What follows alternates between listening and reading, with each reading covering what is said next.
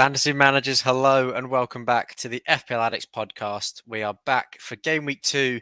We have got the preview show today for the 2022-2023 season. And our show today is obviously powered by Esports Live and sponsored by Bonus Bank. Whether you're listening along or watching, if you're enjoying the content, make sure you're giving our video some love with a like, a rating, or a review if you're listening on Apple or Spotify podcasts, as well as a subscription if you're watching along on YouTube. It really does help us and the rest of the panel so we can grow the show and we can reach more audience members, not just in Australia, but all around the world.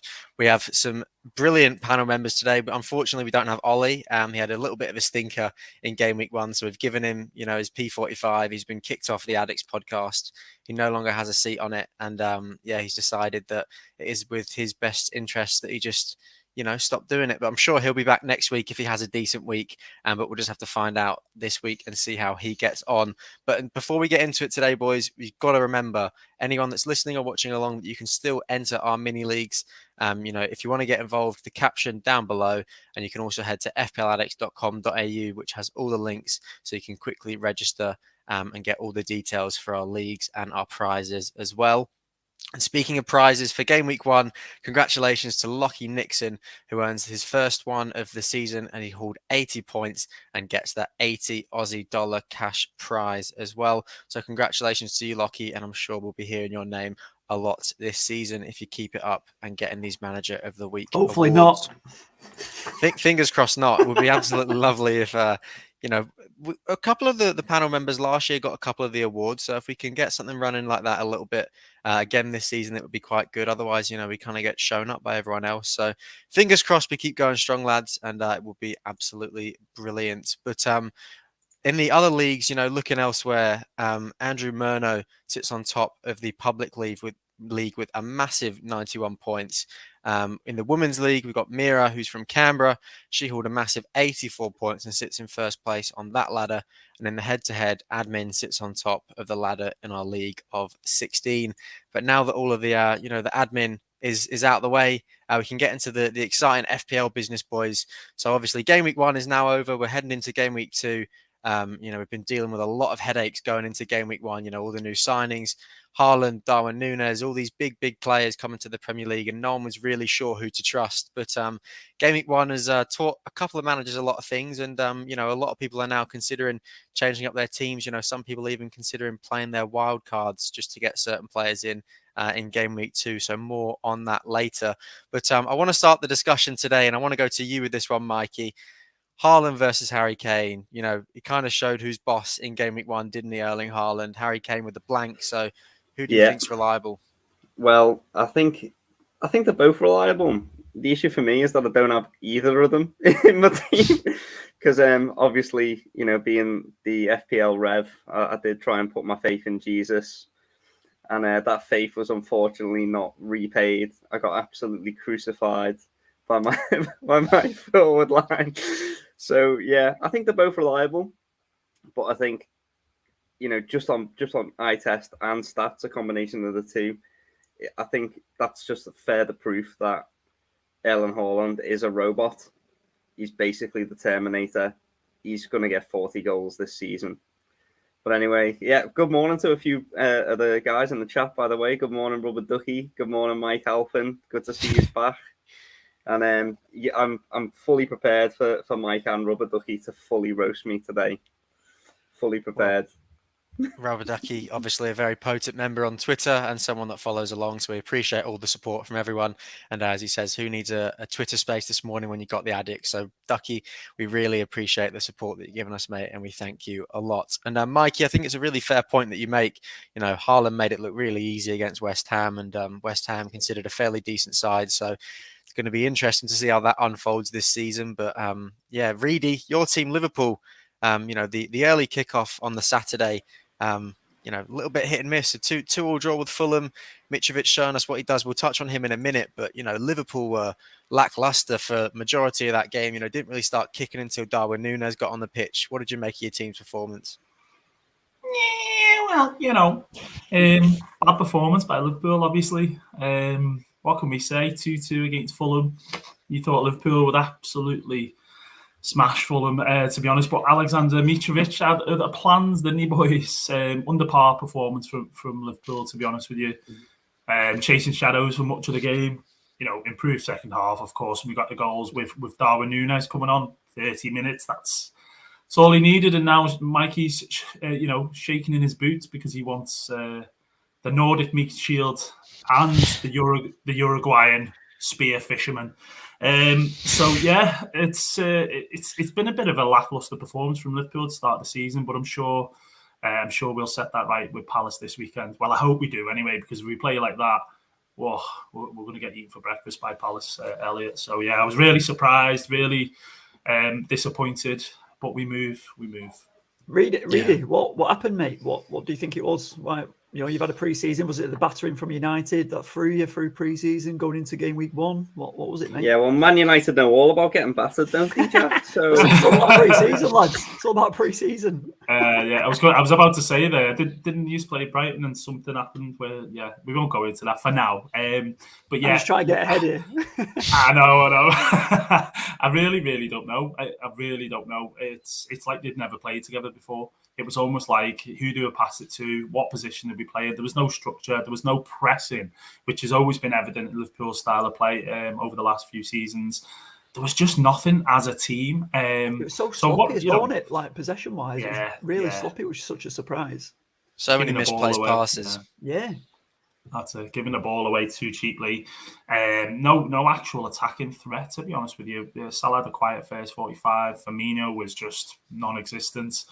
And Luis Diaz really kind of didn't have too many chances as it was. He got scored that as well, didn't he? Yeah, exactly. He got that one where it was a beautiful finish. Don't get me wrong, but unfortunately, it was the offside situation. So, yeah, really disappointing. And I mean, from an FPL point of view, not just for me as a fan. If you had Liverpool assets other than having Salah, it was a bit of a rubbish one, wasn't it? Really, or. So that's without saying the other word. That's all I can say. Yeah, absolutely. It was the Alexander Mitrovic show, as we said, and EPL Live have provided us with a couple of stats on the main man, the Serbian. So he had 3 shots and obviously scored 2 goals. He had 13 forward passes. He won 79% of his aerial duels, which is 11 out of 14. He had 100% take-ons, and he sold Van Dijk for at least 2 of them, I think. Pretty sure I've never seen a player, do Van Dijk not once but twice in a game. Obviously won the penalty from him as well, and sat him down a couple of times. And he's 6.6 million now. He's risen from 6.5. He's got 14.3% ownership. So, Jack, do you think we're going to see an influx of people going with the Serbian now? He was sensational, wasn't he? Really, I know there was some bad defending by Trent in that for his first goal, but he looked sharp, didn't he? We never rated him when he's coming to the Premiership before, the Championship at standard, but I think Fulham, the way they played in the Championship last season, they played great football under Silva, and they've come in, and as long as they do that this season, and get the ball to Mitro, then they've got every chance of him doing well for you. And he might be a second striker for a few managers out there now. You can see by his ownership, a lot of people have shipped Jesus out and and brought him in. So if he can keep up that and start and carry on that form that he's just brought in, and from the form from the Championship, he's going to be a great player, isn't he? Yeah, absolutely. He really did run the show, and what a way to stamp your mark back into the Premier League, where he's failed to do it for a lot of seasons. So congratulations to Mitrovic on his first 2 in an FPL sense. Long may it continue. Good to see you in the chat. FPL Firefly says, up at 3 a.m. USA time, catching my first of your pods live. Good morning. The dedication and the commitment from you there, Tiffany, is unreal, and we obviously appreciate the support no matter what time of the day it is, no matter where in the world that you're from. So 3 a.m. in the USA. Thank you so very much. Double shot in that coffee. Absolutely. Yeah, she's absolutely a legend, Tiffany, so it's great to have her on the podcast, or watching the podcast anyway. So, yeah, fantastic. Certainly is. So, boys, the price rises and the price falls. You will have seen by now, the first batch of them was the likes of Harry Kane, Haaland, Zinchenko, and then, a couple of players that didn't really get game time have sort of dropped in price over the past 24 hours or so. So, the owners with Harry Kane, Chazza, I'm going to go to you here. A man that had the Nordic Meat Shield and not Harry Kane, if you wanted to go Harry Kane to Haaland, you had to get it done in early because, Harry Kane's dropped in price, Haaland's risen. So, have a couple of managers been stitched up there? I think a lot of people went into pre-season thinking, oh, if Kane doesn't start bagging, I can just go straight to Haaland. But they've kind of found themselves a bit of egg on their face now, haven't they? Yeah, to an extent, you're absolutely spot on there. And just before I get on to a point, just want to say good afternoon to Jack and Elliot that are currently in Melbourne, and good morning to Reedy and the Reverend himself, and to all of the viewers who are currently watching. Thank you very much for your support. With this situation, if you had Kane and you go to Haaland to beat the price rise, if I was in those shoes, I probably would have done it. But when you think about it initially, building your game week 1 side before the season starts, you want to stick to those players for at least 5 to 6 game weeks. So to a degree, yes, I feel it is hasty because Kane still has some good fixtures coming up. It was just a matter of him being unlucky. Spurs kicked 4 and he wasn't involved. And Son didn't get much better of it either. He only got an assist, which he was only my captain last week. Kulusevski was the major winner. He certainly was. And, FPL managers with Kulusevski were definitely rewarded, with having him in their team. He was the 8 million midfielder that people needed to have. So Mikey sitting there all smug with a big smile on his face. You got rewarded with your pick with Kulusevski, mate. So how happy with you with his haul? I'm not just happy with his haul. I'm happy with how he looked as well. He was sensational. He looked like the main attacker in that front three. I think it's like a bit of an old meme, but the answer to Kane versus Son really was Kulusevski. So yeah, I'm really happy with his performance. I know Rubber Ducky in the chat was banging the Kulusevski drum as well. So yeah, it's quite good. Obviously going forward, there are some concerns about his minutes, but he's not going to get dropped if he keeps performing like that. If he keeps performing like that, he keeps Richarlison out of the side for me quite easily. So yeah, I'm really looking forward to going into the next few weeks with him in my side because he always seems to get a slice of the Spurs attack pie, doesn't he? As opposed to we know Kane can haul, we know Son can haul, but Kulusevski just keeps ticking over. It's just beautiful, mate. He certainly does. Obviously, out of the three, as you said, Kulusevski was the one that you really wanted to have in your team, and he probably wasn't the one that a lot of people ended up having in their team. So the owners that did have him, like yourself, Mikey, were definitely rewarded with that.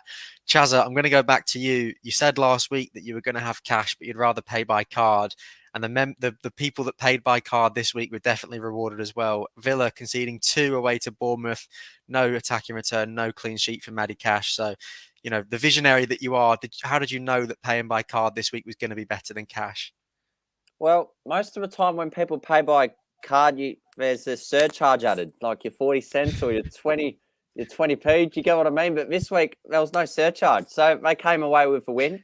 But I feel for Matty Cash owners, and I'm certainly one of them, Villa's short-term fixtures do sound promising. I know they have Everton on the weekend too, and both Cash and Leon Bailey scored in Villa's 3-0 win against Everton last season. And Everton conceded 19 goals from set pieces throughout the campaign. And that is one of the worst in the league too. So I'd say for now, keep the faith. But very worrying for Villa, losing 2-0 on the opening day. And when you think about it too, they did lose 3-2 away at Watford in the opening game week last season. So I'm not sure whether it's a sign of good things to come or not for Bournemouth, but I feel they did need the win themselves, considering their next month, it's a run of difficult fixtures. Certainly is. They've got the Nordic Meat Shield to deal with this weekend, Man City. So there's going to be a lot of people bringing Erling Haaland into their team if they can. But as Charlie says, stick paying cash by now if you can. They've got good fixtures, but the ones that paid by card were the ones that were rewarded for this week. Reedy, I'm going to go to you for this one because you're a big fan of a differential and a huge fan of an enabler. And there was 3 that we've picked out from game week 1. Aronson from Leeds, who you were a big fan of at 5.5 million. Drewsbury Hall from Leicester, who's risen to 5.1 million. He scored an absolute screamer.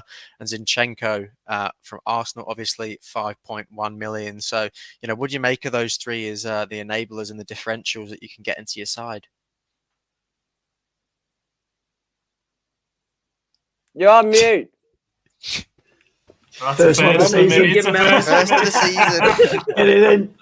Listen, no, I had an intruder, so I had to go Of on mute there. But yeah, so basically, I had Aronson, Dewsbury Hall, and who was the other one, Elliot? Zinchenko, mate. Zinchenko, right? Okay, yeah. All great options. Dewsbury Hall, obviously, what a goal by him. Zinchenko started off really well as well, getting the clean sheet and the assist. And then you've got Aronson, who looked like he'd got a goal for Leeds as well. It was a bit unfortunate, that one. So all great players, great price points as well. 5 mil for Dewsbury Hall, 5 mil, well, 5.1 now for Zinchenko. He's already got 0.1. And Aronson's 5.5. So I really like the look of all three, to be honest with you. I can't pick any problems with them. So I think if you haven't got them in your team already, I would seriously consider it, because I think the one for me that stands out is probably Zinchenko. I just think with his options is in terms of his versatility to be able to play in midfield for Arsenal sometimes. That is a tasty option, I should say, for FPL managers. So if you're going to sort of get him in, you've got to do it sooner rather than later. So, because for me, I think Zinchenko is only going to go up in price. Yeah, absolutely. I would agree with everything that you've pretty much just said there, Reedy. We've got, sort of two more talking points to touch on, boys, and then we can get into, the plans for the game week 2, the second game week of 38, the second leg of the 38-week marathon. So I'm going to go to you for this one. Mikey, I'm going to go to you for this one, because I know that you were, you dabbled with Perisic a little bit with your pre-season side. You weren't sure whether you're going to have him in, if you're going to have him out. Ryan Sessegnon got the start ahead of him, and Emerson obviously got the start ahead of Matt Doherty as well. I think you had Perisic and Doherty in your sides at different times in pre-season. So Sessegnon obviously scored. He also had one chalked off by VAR, by the linesman. Sorry. I'm very unlucky with his second one, but he obviously grabbed the goal for himself, and he actually looked really, really good. So do you think that Perisic is, going to be given the start this week? He got on for Spurs, but, you can't drop Sessegnon after that performance, can you? Yeah, you can't drop him, unfortunately. I think for now, until we get like a real solid idea about what the Spurs wing backs are going to do, they are just an avoid, unfortunately, in terms of FPL. Also, thanks to IBK for subscribing to the channel. That's awesome. Thank you, mate. But yeah, I think at some point in this season, we will all definitely be having Spurs wing backs in our team, because they looked sensational. They were so high up the pitch, and they were just flying high, exactly where we want our defenders, right in the 18-yard box, ready to score some goals. So yeah, they are an avoid for now, but definitely ones to watch. Yeah, I think you're spot on there, Mikey. They looked absolutely brilliant. They get the license to bomb forward, so that's exactly what you want in an FPL sense. Always from your defenders is for them to be troubling the opposition defense themselves, not really doing what defenders traditionally do, but getting forward, getting the attacking returns, getting the bonus points, and that will be absolutely brilliant. And the final talking point that we've got, boys, Jack, I'm going to you for this one. The Manchester United boys are back in town. 2-1 defeat at home to Brighton. Great start for Ten Hag. A lot of people had Delo in their teams. You just can't go near Man United assets at the minute, can you? Oh God, what are we doing in this league? It is absolute shocker. It was embarrassing watching that game. I think obviously coming out of pre-season, obviously we've watched them when they came over here, watched them twice. Look really good, look sharp, look confident, like the confidence was flowing through the team, and then come out on against Brighton. Listen, there's one or two good little spells here and there, but we were struggling big time. Yeah, so it's gone from Eric Ten Hag to Eric 10 months to Eric 10 weeks, I think. So it's it could be 10 days at this rate, but it's we had a shocker. We didn't look good, and we were sloppy. Like we talked about Liverpool being sloppy in possession, but United were horrific. McTominay had a nightmare.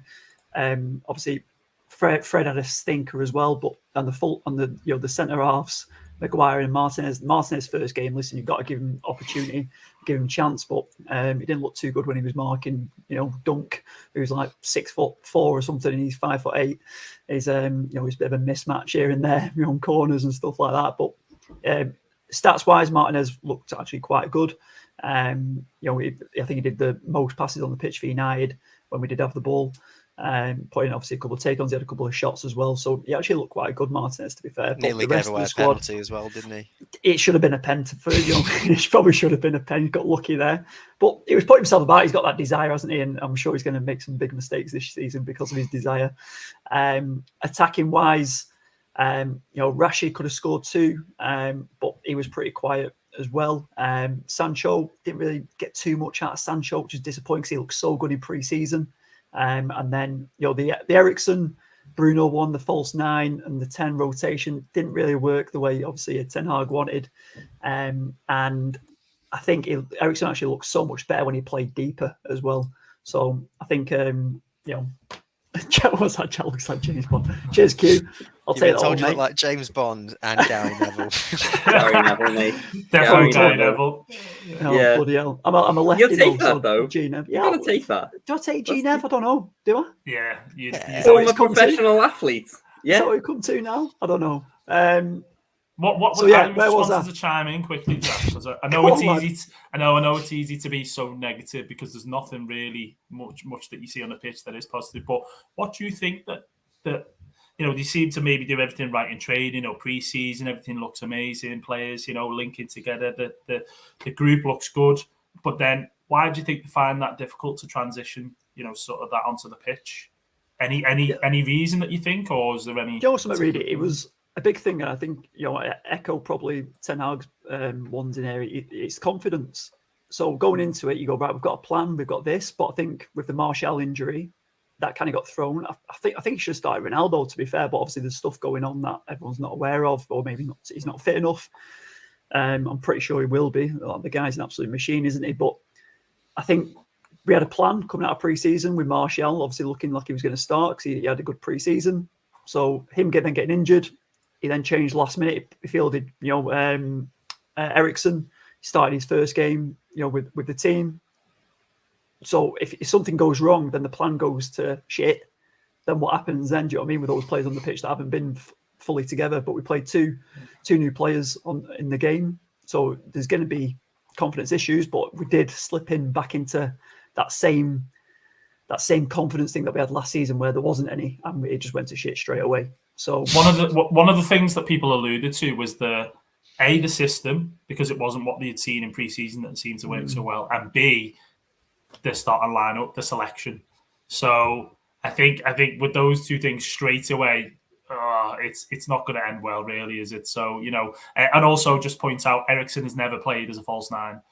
So Erik Ten Hag has been on some strong Dutch stuff, whatever it is. I think it was when he was in Ajax, he played as a but striker in the early days, really. I think he knows a bit more about obviously his history than us, doesn't he? But it's just no not. one knows more than Reedy, Jack. What do you mean?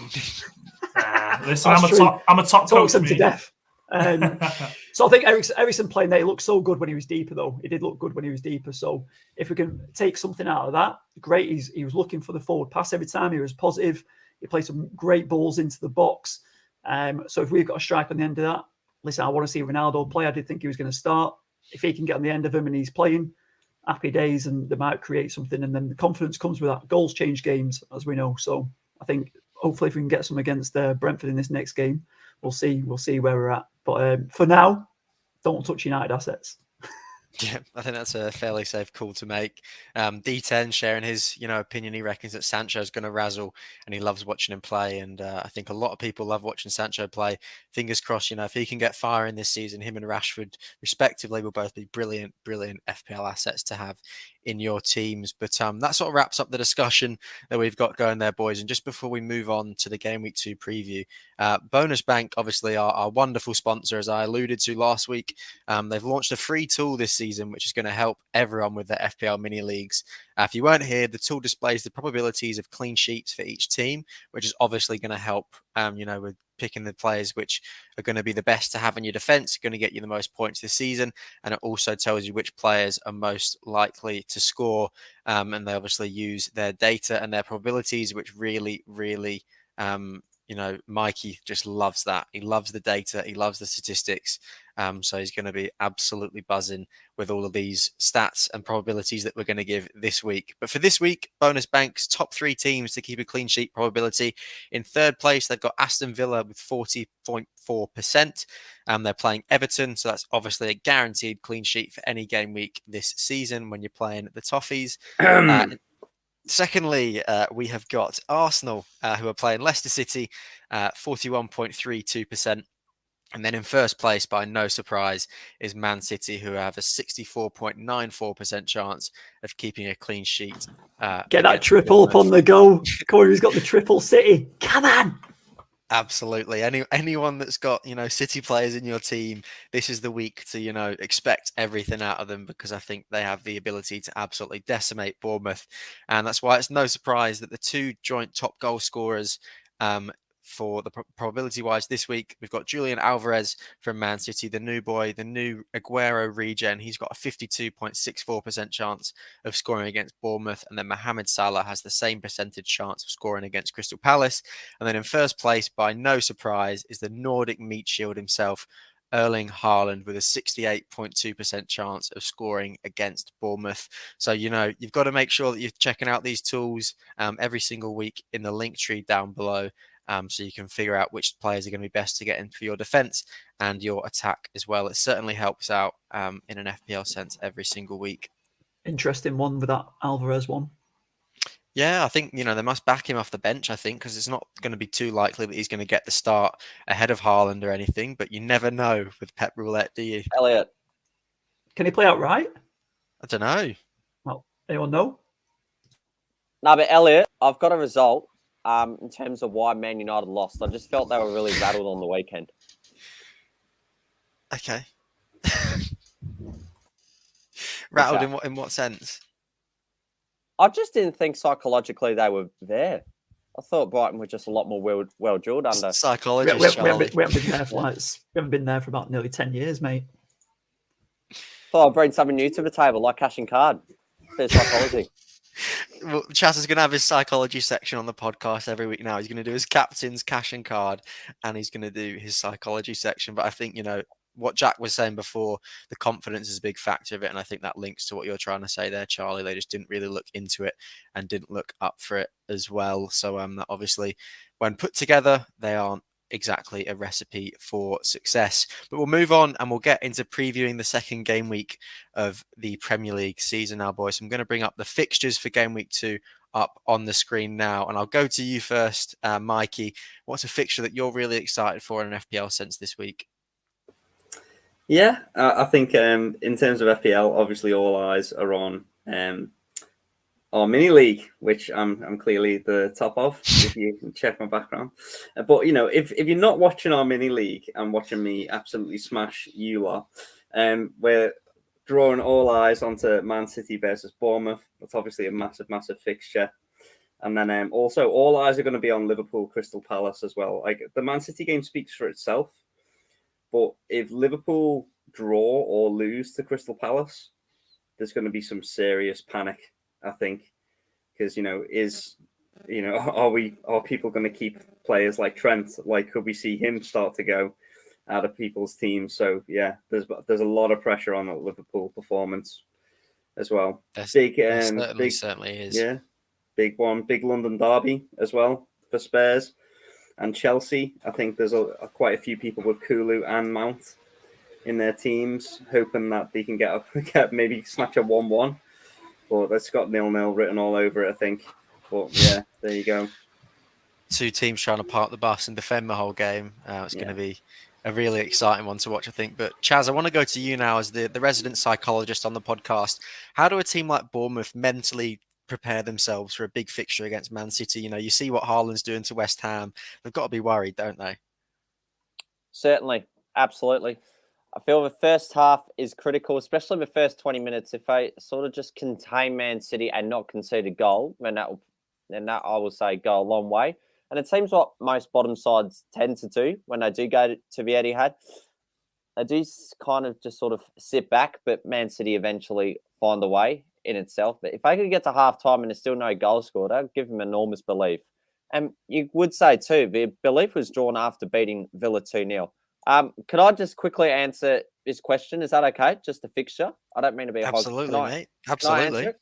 Cool. My game I'm looking forward to the most, it's Brighton versus Newcastle. And this is the reason why, is because all three of Newcastle's kits have clashed with Brighton. Can Newcastle have a 100% winning record with their fourth chosen kit? That's all I care about. The kit is an absolute beauty, by the way, as well. It's one of our warm-up kits for this season. And I can't understand for the life of me why it's not one of our kits this season, because it is absolutely beautiful. But you make a very fair point, Chaz. The Premier League have ruled all three of our kits out for playing Brighton away this season. You know, one of them's blue, one of them's mainly white. And then obviously black and white, the famous black and white as well. So, yeah, it's going to be an interesting one. As you said, it would be a 100% win record in that kit if we manage to, you know, get 3 points. Fingers crossed for me, obviously, and fingers crossed for people with Trippier and Wilson and all the sorts of Newcastle assets that people have got in their teams as well. So thank you for the insight for the fixtures there, Chaz and Mikey. Boys, we're going to move on now, and we're going to review our teams and how they did last week, and then our plans transitioning into game week 2. So, Jack, we'll start with you and, you know, how you sort of went in the first game week. So if you want to bring your team up onto the screen now, you can share, you know, your review of your game week 1. Yeah, not a bad start from me, to be fair. If I don't say so myself, I know we're sitting third in the mini league, so about halfway between us lot. Not too bad. The City triple up paid off. I know I went defensive triple up rather than having Haaland in there, but you know that paid dividends with the 20 points overall from them three: Edison, Cancelo, and Walker. So yeah, pretty happy. Obviously, Trent letting us down there. Cash, as we know, letting down. But the captain shout with Salah, of course, perma captain. He smashed it with the 24 points. Quiet, as we mentioned earlier, in that Liverpool team, but yeah, came alive. So pretty pleased with that. And the Martinelli one, I think I spoke to Mike Halpin on our Discord a couple of times, went back and forward about the Arsenal assets, and he convinced me to get Nelly in there. So he returned with 8 points with his goal. My differential was St. Max, obviously from your Newcastle L. He could have scored in that game, and he looked sharp. But didn't come away with the goal, unfortunately. Obviously, your guy Wilson did.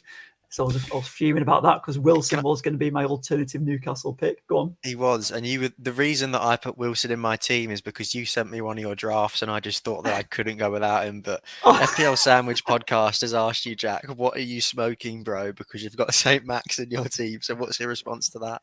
Oh, listen, I think it's that differential pick. If you watched last week, I mentioned that I wanted something different in there. Obviously, bit of a differential. I didn't want to follow the template 100%, so I went 95% instead, and that's where St. Max came from. So I would have been smoking some good stuff if it pulled off in game week 1, if I'm not mistaken. So you never know. You win some, you lose some, and obviously Kane and Jesus in there, but Jesus didn't deliver, as obviously all the hype was going that way, and Kane obviously didn't get on the score sheet even with the 4 goals. So disappointing with the front two, and obviously disappointing with St. Max not delivering. But I think pretty happy. 63 points, still not bad, but obviously sitting 2.7 mil overall makes you feel obviously where in reality. Yeah, absolutely. And you know, 63 points is a very good score. You know, 6 points above the average, Jack. But you know, you'd love to have a really, really good game week 2. So where do you sort of go from here? Do you think? What are your plans going to be for game week 2? Well, as you were speaking about before, with the price rises up and down, I got stitched up because I was late to looking at my team thereafter. So with Kane decreasing in price and Haaland increasing in price, I've lost my move there, which was going to be my move. So I just waited too long. Absolutely brutal and ruthless. Then rises, and then with cash, I was going to change for Zinchenko instead, and noticed that one had changed as well. So yeah, I think Zinchenko's got the surcharge on him now, doesn't he? That's it, mate. Surcharge. I've been done by that surcharge. So For me, for now, I'm just going to roll over. I don't think there's any moves to kind of make there. I did put it out on my Twitter if there was any options in there from anyone else. No one really wanted me to move from St. Max, but I looked at Trossard. I mean, we know what he's capable of. Really like him, so I think he was kind of maybe an option to move out. But Everton, I think there's a lot of new players coming into that team, and they're a shambles as it is, aren't they? So I think I'll be interested. Yeah, to see what no Max... comment, mate. So. Come on, I'm hanging it out for you, mate. Come on, let me reel it in. Yeah, there it is. I've got a big one. So I think it's I'm going to roll over and pray for the best out of this now. Yeah, absolutely. What about Pascal Gross, Jack? Do you think as an FPL asset? You know, you don't score 2 goals away at Old Trafford and not be a somewhat decent FPL asset, and let alone scoring both of them inside 7 minutes. Oh, I don't know, mate. I think anyone can score against United this season, can't they? So I think it's up for anyone. Everyone's going to be on the watch list against United this season because anything's possible. But to be fair, listen, he's a great player. He is a good player, and it is. I think he's only 5.5 as well, so he's got off to a good start. But I don't think I'm willing to get away from St. Max against Everton. If I'm honest, I think it's a better fixture. Yeah, absolutely. A lot of people in chat saying, Jack, that you should be going Harry Kane to Darwin Núñez, save yourself a bit of cash. So that's a little bit of food for thought for you to think about. Yeah, nice shout from Sandwich. So giving me abuse, but that's a good shout. Sandwich and Ducky both said that, so it's got to be somewhat decent advice if you've got those two people giving it to you. So a little bit of food for thought for you to be thinking about as you go into game week 2. Mikey, we'll talk about you next, as you've already spoken about. How long have you got? Absolute rubbish. 72 points, a brilliant week from you, mate. So I'll let you just talk through your success. Yeah, I mean, it is. I would say some would say success. I would say I've absolutely gotten away with it, to be fair. I think the Triple City clean sheet went a long way. Everyone had... oh, man, even Mike Halpin is getting his popcorn out for this one because he knows what's coming. But, Kulu smashed it. Mason Mount, big concern. Diego Dallo, big concern. But the main thing about this team is that the biggest fires to put out with this team are players that aren't in the team. So my whole 1EM strategy, I believe, is like totally mudded at the moment because there are players out there that I think are going to get 2 or more, well, at least 1 goal every week. And those players are Darwin and Haaland. And I don't have either of them. And because of the structure of my team with only the 1 striker, it's impossible to get to either of them. So yeah, of course, I'm top of the mini league, between us. I don't think I've mentioned that yet. But top of the league. Yeah, I'm top of our mini league, mate. Yeah. Ah. And so but anyway, shall I reveal what I've done, El? You shall. Yeah, you can click on that pick team button or that transfer button, and you can mate, show the viewers are watching along. After 72 points this week. Yeah. After 72 points, we've hit the wild card. And now I will open up the floor to criticism from everyone above me in our mini league. I think we need everyone's reaction in the chat, first of all, to that good of a score and playing your wild card. Quentin's just asked on what his thoughts are on a 6-week wild card, week 6 wild card, sorry. Mikey's playing it in game week 2. So we had the legendary FPL Addicts event of Jack playing an FPL suicide, we deem it, 2 seasons ago when he did a negative 24 after game week 1 into game week 2. I told Mikey this in confidence, mate. Come on. Mikey has decided that he's going to play his wild card for the 2nd week. We've got Ducky saying that it's a decent move. I'm pretty sure that's talking about a week 6 wild card for Quentin and not about the week 2 one for you, Mikey, but we'll have to find out. But Jack, he's playing his wild card. What do you make of it? I'm just looking now, just zooming in, looking at his team. Listen, I tell you what, even with Andreas starting Pereira, Pereira looked good for Fulham, didn't he? He looked great in that 10 goal. He was absolutely everywhere. And for 4.5, he's an absolute steal. He's on set pieces. So even with him in the team, it's a strong team. And De Silva came on and scored as well. So he's got Kulu in there, of course. He's kept the faith. But the strike force now. The team isn't going to look like this, actually, come the deadline, obviously, because it's me. I'm tinkering Because away. it's you, and you're going to fire background. out 25 squads in the WhatsApp group, aren't you, mate? Yeah. Well, what I'm going to do is so like Andreas isn't actually starting. Okay. I'm trying to like I'm. It's so funny that like cash and surcharges have been like a bit of a theme so far, because when you play your wild card, and this is just advice for people, don't take advice from me on when to play your wild card, but take advice on how to play it. You know, because when you play your wild card, half of you is looking for your team to be as good as it can be. The rest of you is looking to play like investment banker. So try and keep your eye on all the price rises that are possible. So even underneath your wild card, you can increase your team value. So I've obviously got Mitrovic in there, but what I'm thinking is Ramsdale to Iverson. There's currently 0.5 in the bank. Ramsdale to Iverson, and just go with that Leicester. Keep a double up, and then Mitrovic can become Jesus again, and then Cancelo can go to Walker, and then Nico Williams can become Reece James, which is what I'm thinking about at the moment. So that's where the current squad is at, and I've got to say, like, you know, regardless of what you think about the timing of the wild card, this team going forward is frightening. This is a frightening team, especially if you're up against the front line and the moves that you can potentially make as well, like you've thought about, which obviously you've got to do in these wildcard situations. Yeah, you've got to look ahead, but there's a lot of flexibility and movement you can do in there. But I think what we chatted about as well was there's not massive fixture swings for some of these assets as well.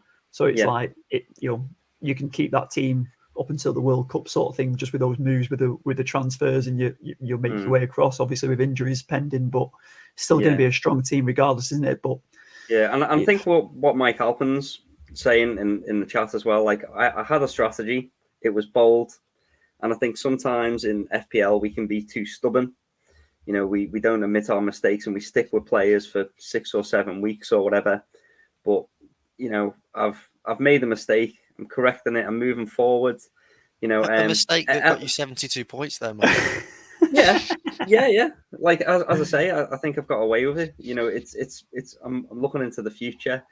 But speaking of looking into the future, El, you know, it's one of these things is that if I can get away with an early wild card, it's this season. Because El, do you want to explain to us what's happening over the international break, mate? I am more than happy to, because I had absolutely no idea of this, and I will put my hands up and say that I have just found out about this 42 minutes ago when we first started streaming.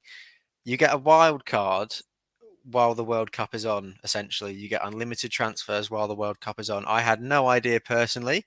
Apparently, it was common knowledge. I was absolutely clueless and blind to any of this. I had no idea that this was going to be the case. I don't agree with it personally. But that is going to be the case. So, in theory, you get 3 wild cards this season. You get the 2 normal ones, and then you get unlimited transfers while the World Cup is on as well. So, as soon as I found that out, you know, the sort of support for your wild card from me, Mikey, definitely went up. I sort of thought, okay, well, that makes a bit more sense now, because as I was saying to you, when you told me that was going to be the case, I was saying that, you know, a lot of people probably save their wild cards for the World Cup. You know, wanting to save it just in case people get injured and that sort of stuff. But obviously, you're going to have the unlimited transfers anyway. So I think you can get away with an early wild card this season for sure. I think most people, because of the wild card situation, most people were thinking about wild carding in game week 6 or 7. But what I'm thinking is, like, there's no real obvious fixture swing this season. So I think, you know, we're wild carding into players here this week, getting a 5-game week head start on those players who, you know, are going to be bringing in the likes of Haaland and just going to be limping to that point where they can get to play in their wild cards. So yeah, obviously it's a massively risky strategy, but I think, you know, the alternative was taking a -16 or a -20 to bring in Erling Haaland, which I wasn't about to do because my name's sounds not good Jack. to me, mate. I was going to say, we knew what Jack would have done in that situation then. but yeah, so like, I think, but also not having certain players is like taking a minus sometimes. So, you know, obviously Haaland has some mental stats, and Darwin looked amazing. He goal and an assist in just over half an hour on the pitch in his first game for the club. So he's like, I hate using the word essential, but like he's about, both the pair of them are about as essential as it gets for me. Yeah, Mikey, on a player that you talked about a lot, and I think Sam's just mentioned him here as well. Our boy Bowen. I thought you've not shut up about him for the last 2 weeks about your plan to bring him in. Where is he? Naughty transfer, I think. It is a naughty transfer, and as I say, this team still has the 0.5 in the bank, but Kulu has some capital, some investment banking, some bonus in his bank. Shout out sponsor in his value at the moment. So the thing is, if Kulusevski rises by 0.1 more, I can sell him and bring in Bowen still, even with this team here. And I can bank the 0.1 mil already. The value of my team already, because look at all the price rises I've caught here, which is Haaland, Mitrovic, Kulusevski. I've caught Martinelli. I've caught Zinchenko. So the value of my team is just over 100.5 mil already. So we're already getting out ahead of the curve, and hopefully it'll pay off. Absolutely. Well, if you want to keep up to date with Mikey's wildcard journey, you'll have to be following along on social media. On Twitter is the best place that you can find him. So the Reverend has activated his wildcard in Game Week 2. That is the big FPL story of the week from the FPL Addicts. So thank you, Mikey, and congratulations on your Game Week 1 score. Charlie, we're going to move on to you now, and you can take us through your Game Week 1 team. It wasn't, all sunshine and rainbows for you, but how did you get on? It was okay to start off the season. I felt some people didn't push away the way they wanted, and I was certainly in that camp. But there's many game weeks in one season, and this is just a starting point for it all. So, look, a couple of goals. I think Haaland up the top is my best on ground, and I know I've been on that show before, but Haaland on field for this week was the man of the moment. I think Saka with a last-minute assist with a bit of a goal robbed there. I feel he is capable of producing 200-plus points this season for Bukayo Saka. I understand Martinelli may be the better option at the moment, and he's $2 million cheaper, which means value. But I think Saka, he's just essential to Arsenal's attack. Some with just the assist, it was one of those days. But whenever there's a good suited fixture for Spurs, that's when the captaincy will go back on him. However, for the next couple of games, it's going to be all Haaland when it comes to captaincy. We'll get to that shortly. Cash and his surcharges alongside Leon Bailey. What on earth was he doing? Robertson, Diaz, Arnold all blanked. And Jesus Christ fell pretty much at Selhurst Park. He blanked it too. And you get the double Leicester combo and just the 1 point out of that. So probably could have been better if Haaland was skipped. But yes, no Salah. Do you think Jesus will rise again, Charles? I mean, he does have a favourable next 4 fixtures in Leicester, Bournemouth, Fulham and Aston Villa. 3 of his next 4 being at home to the Emirates. So I just feel it's a bit hasty of people transferring out Jesus already for the likes of Darwin or even Erling Haaland. You bought him for a reason at the start, so keep the faith. But that was me. I think that's spot on from you, Charlie. And obviously you've told us about your team for this week. So what are your plans going to be going into Game Week 2? Do you think you're going to make any transfers?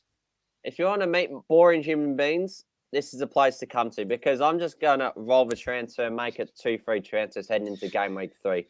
It's one of those game weeks where it's best to just stick with the 11 you initially started with, put them to a second game week and just see how they go. And with 10 of the possible 11 players having home fixtures, there's no reason to really make a transfer at the moment. Yeah, I think you're spot on there, Chaz. And, Haaland's going to be the captain for you this week, then, you think? Yeah, I just don't feel Son is worthy of captaincy. If Salah was in, maybe, but it's just seemed the meat shield has overshadowed all conversations this week. He certainly has. All the attention was on the Nordic meat shield this week. As Chaz has said, Elliot, just one quick thing. I know Mikey loves this, so I'm going to put this out a couple seconds.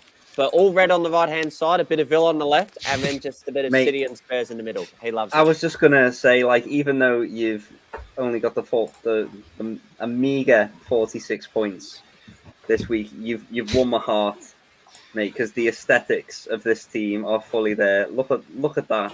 Just take a moment in the chat to just appreciate that. Even Tiff is saying her heart goes out to you, mate. I think everyone's heart goes out to Chaz. Yeah. And I It's recorded so all the changes. It took about 12 substitutions for that to occur from last game week. Worth it, because it looks like that. It looks brilliant, Chaz. So thank you for telling us what your moves are going to be for Game Week 2. Reedy, you are the man of the hour now. How did your Game Week 1 go, mate? Yeah, I know I've been a bit MIA during the pod, but I've been catching a few things. My game week went okay, 55 points. It could have gone better, as we know. But yeah, I put my faith in Matty Cash at the back, and it wasn't to be, as Bournemouth managed to get a 2-0 win.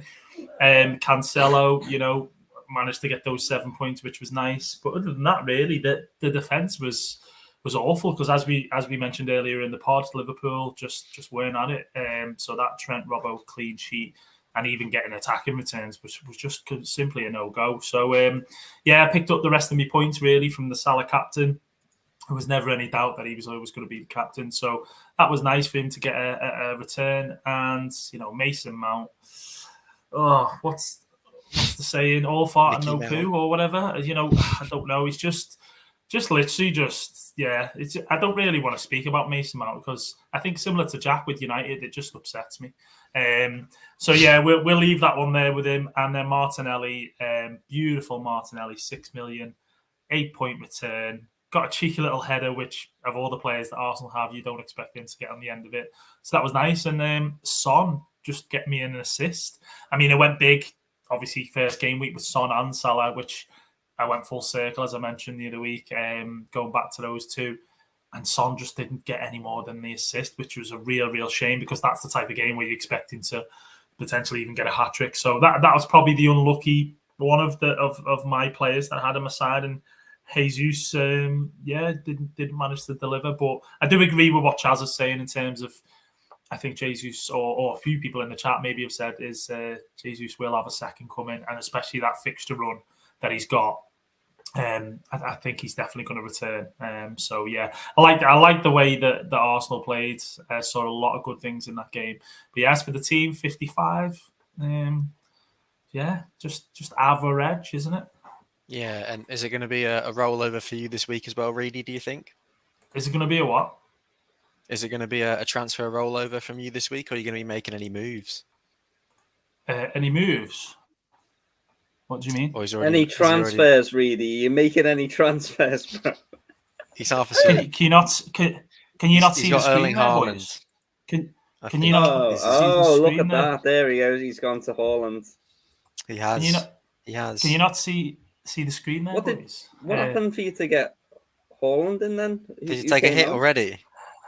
The hitman. It's called a wild card, Mikey. You know about this. It's called a wild card, Mikey. You wild carded as well. Deary me. I have indeed. Jesus H. Christ. Can't keep up with this now, boys. The two Northerners have gone in. Head's gone. Fully into game week 2.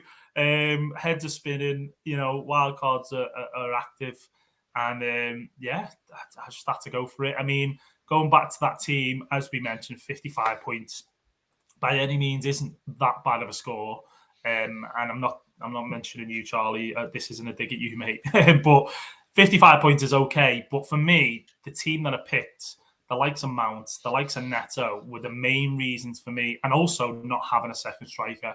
So I'd probably say those three in that little portion there, was the issue. My bench is really thin, just Greenwood and Archer.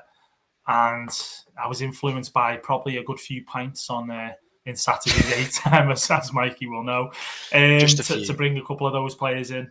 Yeah, so for me, it's the only way is up now with the wild card, boys. And I mean, I know you said so many good things about Mikey's wild card, so it's justifiable by the sounds of it. Yeah, No, absolutely. And you obviously, as you can see there, you still have money in your bank as well. And I know that you're a big fan of the Aronson pick, and Drewsbury Hall is sitting in there in your team as well. So, as I said, with Mikey, if you want to keep up with Reedy's wildcard journey, you're going to have to be looking along on Twitter, and you can find his team, whatever it finally will be. It'll probably look nothing like it does on the screen now, is on the deadline. So, thank you, Reedy and Mikey. You are the stories.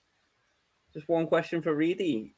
So he's wildcarding, but with no triple Liverpool and no Darwin. Interesting. Yeah, because the reason for that is I've still got money in the bank there. I'm probably going to be moving to either Darwin or Reece James, more likely Darwin if I need to. But, the thing with that is for me, I think Jesus is going to get a return. So I think to move off him this early is, going to get punished, personally. So I'm going to wait on that one just to see what Darwin actually does do. We've only had one game. The Haaland situation is completely different. Haaland's going to score. But the thing with Darwin is, I don't know if he's got the same killer instinct as Haaland's. You saw, for example, against Fulham, what he did with that tap to Salah.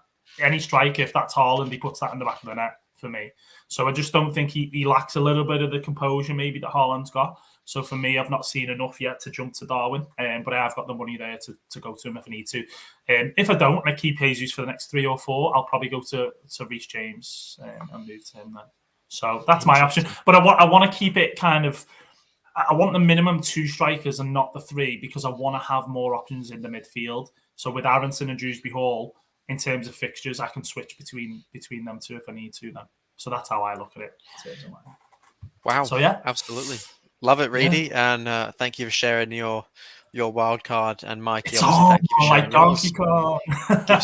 give some brilliant content for the podcast, so we appreciate it, boys. We'll just go through my team ever so quickly, boys. 68 points for me in game week 1. Was absolutely delighted with that. Didn't manage to break the 70 barrier, but was really happy all over the pitch. Mendy, Trippier, Cancelo, and Walker. All with clean sheets. The Liverpool double up in defence didn't work out in my favour. But obviously Mitrovic had a field day against both of them, so I don't mind that as long as Mitrovic is having fun, playing with the kids in the sandbox. I will sacrifice my FPL points for that. As long as Mohamed Salah, who was my captain, gets his points, and he certainly did this week. He got 12, doubled for 24 for me. Neto with the blank, he's that cheap enabler in the midfield for me, and he was so close to an assist for Wolves' first goal. But obviously didn't get there in the end. And then Son with the assist, Wilson with the deftest of touches for a fantastic finish. Finally managed to score against Dean Henderson, who was brilliant for Forest. Obviously managed to get his goal, which was absolutely brilliant. Delighted. Callum Wilson, my favourite football player. So when he scores for me and he's in my FPL team, it is a double positive for me. Love him as a player, love him as an FPL asset, and love it because it meant that the Toon got 3 points on the opening day of the season. And then Jesus, obviously, with the blank as well. He was so close to an assist too. But the reason that I'm going to be showing my team here, boys, is because I'm not playing my wild card, unfortunately. I'm not doing a Mikey and I'm not doing a Reedy. My team is going to be the exact same as it was in game week 1. The armband's going to stay on Salah. The vice captaincy is potentially going to go on to Cancelo. And the lineup is going to be the exact same for me. So not too much to shout about for my team. But what I do want to just address quickly, I want to go over to Ollie, who has managed to join us. He's committed. He must have heard that we were talking a little bit of smack at the start of the podcast. I just want to hear from you, Ollie. I want to hear how your FPL Game Week 1 went, if you're with us, mate.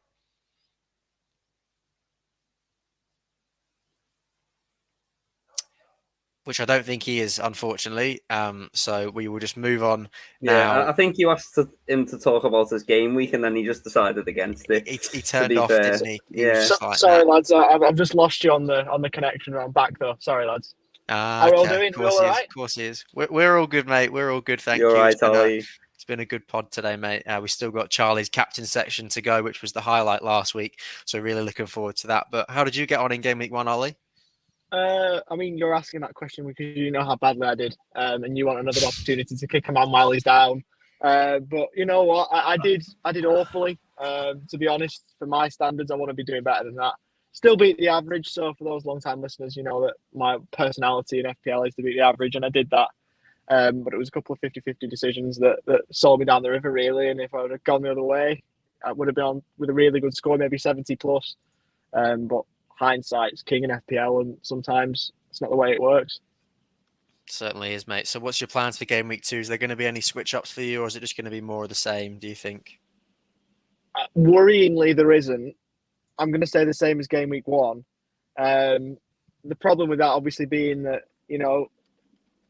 what do they say? Insanity's, just doing the same thing and expecting different results. But I'm going to give it one more week on Kane. I think he'll do something this weekend. He's got a mental run in London derbies. And obviously Tottenham have got one this week. I want to go to Haaland. There's no qualms about that. I want to get to him, but how I do it is going to be, going to need another week of thinking. Yeah, I think that's fair enough, mate. And, patience is key a lot of the time in FPL. But as you said there, insanity is doing the same thing over and over again and expecting different results. So, you've got to find the balance between the two. So fingers crossed, it works out for you in game week 2. And then obviously you can reassess and see where you're going to go from there. Who knows? You might pop your wild card before the deadline, like the 2 Scousers on the podcast. So who really knows what's going to happen before the game week 2 They've got me thinking deadline. about it. They've got me thinking about it, El. They do, but I just don't think, for me, in the way I want to play it, I like playing a wild card around game week 6, game week 7. So it would take an absolutely awful run for me to deviate from that.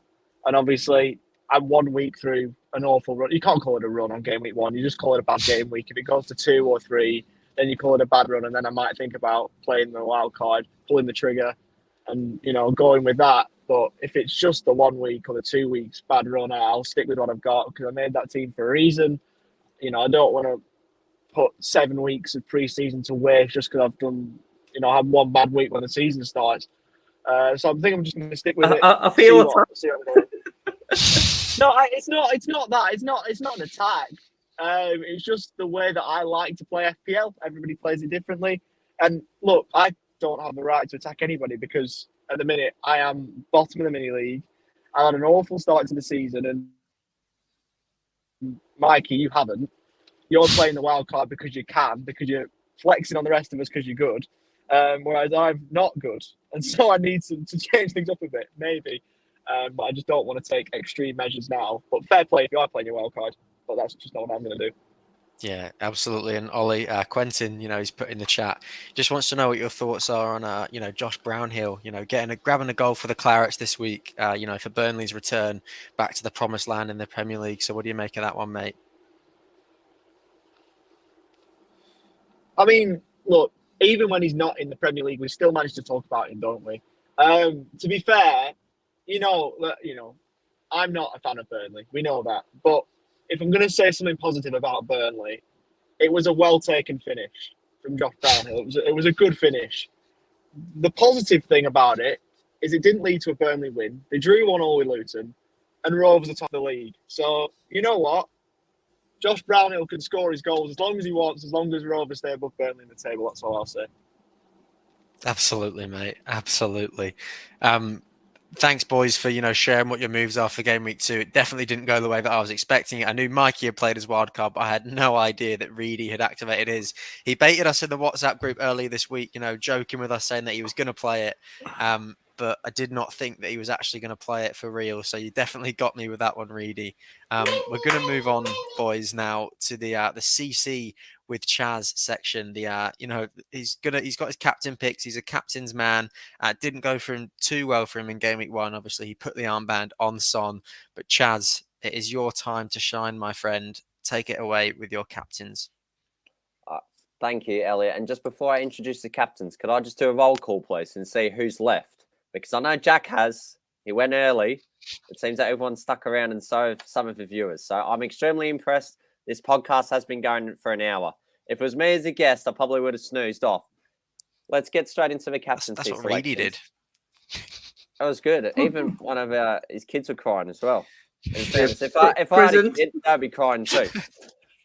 So to the captain's picks, there's only 3 standouts in my eyes for the coming game week. We'll start off with the 2 Manchester City boys. Of course, an Erling Haaland, the headline maker. It seems to be most people, you're going to know what you're going to get from him. And when I mentioned this Bundesliga run of scoring 47 goals in 48 league matches, I'm not joking, because he started off scoring a brace away at West Ham, and everything's just highlighted by that scintillating goal he scored in the second half on the run. He's robotic. He is a determinator. He is a machine. That's what he's going to deliver. He had the highest XGA recorded of 2.17. Now, if you don't know your X's, hopefully you don't know your ex-girlfriends, but this is XGA, which is expected goals and assists. And he's the most transferred in with 875,000 transfers as we go on air for the coming game week. And his other man in Kevin De Bruyne, I mean, look, if Erling Haaland was going to order the entire dinner menu, you need someone to assist him, and that is Kevin De Bruyne. He got this campaign away with an audacious assist at the London Stadium last week. And a very unique fact on him is that he has delivered returns in each of his last 6 home games, dating back to last season. His last blank at the Etihad came in game week 26 against Tottenham, where they lost 3-2. So he's another decent one. Now, Mo Salah is the third one, and it takes something catastrophic for him not to be mentioned on a game weekly basis when it comes to armband discussion. Started with 12 points in the opener, away at Craven Cottage, and some people did say in the first half he wasn't all that lively, but as soon as Darwin Núñez came on, he was a different prospect. But we need to go to the game week 2 factor on this. But before that, we'll go on to his Palace factor. The last time he blanked against Crystal Palace was in August 2017, and it was his second Premier League game as a Red. And since then, he's registered a return in every time he's played Crystal Palace. Now we'll go to the game week 2 factor. We'll start off with 2017-18 with their 1-0 win against Palace. It was Mane scored the goal, Salah blanked. We'll go to 2018-19, a 2-1 away win at Crystal Palace. Salah assisted in the 93rd minute. 2019-20 season, a 2-1 away win at Southampton, blank. 2020-21 season, 2-0 win away at Chelsea, blank. 2021-22 campaign, at home to Burnley, 2-0 win, blank. So in summary, he has had 1 assist of a possible 5 games in game week 2. And they're at home to Crystal Palace for a second time, and the third time they're playing Palace in a game week 2 fixture. So you'd hope he breaks the duck. That's all for this week. Let's hope Jesus Christ doesn't fall yet again. Thank you so much for your captaincy input that you've given us this week, Chaz. Is the highlight of the podcast for me. It was last week. It always is this week. Just the way that you present yourself and everything is just comedic, but also insightful. So we always appreciate it. So thank you so much for the insight to the captaincies there. And there's going to be a lot of people hoping that 2 of those players, Haaland and Salah, can return for them this week. So I think they will be the 2 highest selected captain options for this week. Unfortunately, that does end the podcast for us today. As Charlie said, we have been going for around an hour and we've got through everything that we needed to talk about. So I don't think there's anything else that we needed to add onto the podcast today. I thank you all for watching along live. Anyone that was dropping any comments into the live chat, we appreciate every single one of you, and anyone who clicked on just to watch or listen, we appreciate every single one of you. Good luck to absolutely everyone in game week 2. If you're playing your wild card like Mikey and Chris, hopefully, it doesn't cause you too much insanity, and you can sort out what players you want in your team pretty early on, and then you can have a nice, relaxing end to your week. May all your FPL dreams come true. Take care. Stay safe. Bye for now.